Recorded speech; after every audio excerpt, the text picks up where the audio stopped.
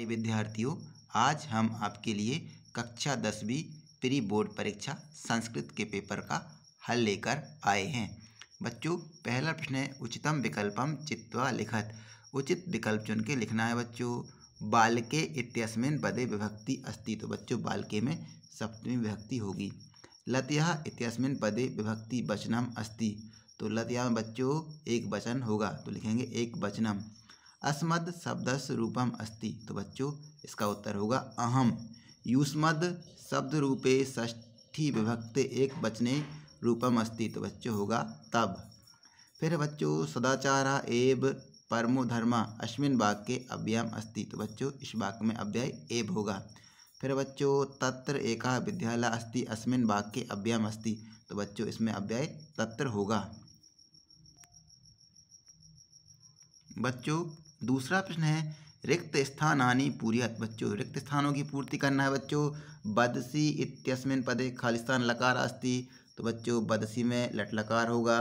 अस्ति इत्यस्मिन् पदे खालिस्तान पुरुषा अस्ति, तो बच्चों अस्ति में प्रथम पुरुष होगा। फिर बच्चों गच्छति इत्यस्मिन् पदे खालिस्तान धातु अस्ति, तो बच्चों गम धातु होगी।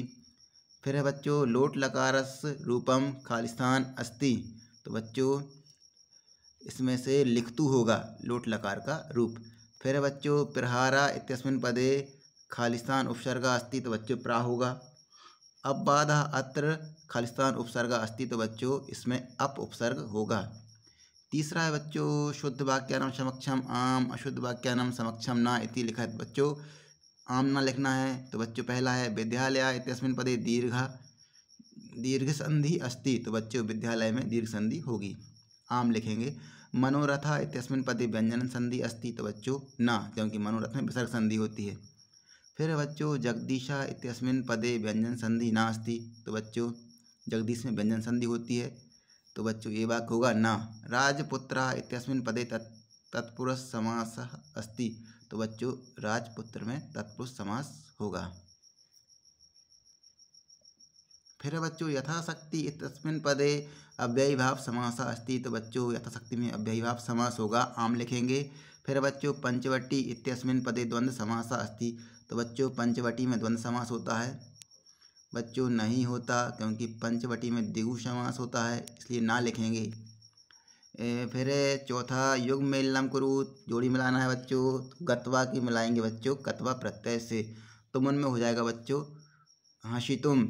आदाय में हो जाएगा बच्चों लय प्रत्यय। सलीलम का लिखेंगे बच्चों नीरम, और पवना का लिखेंगे बच्चों वायु। शुक्रम का लिखेंगे बच्चों दुर्वहम।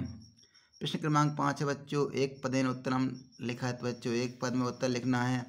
अस्तमय इत्यस्य पदस्य विलोम पदम किम, तो बच्चों अस्तमय का उदय हो जाएगा।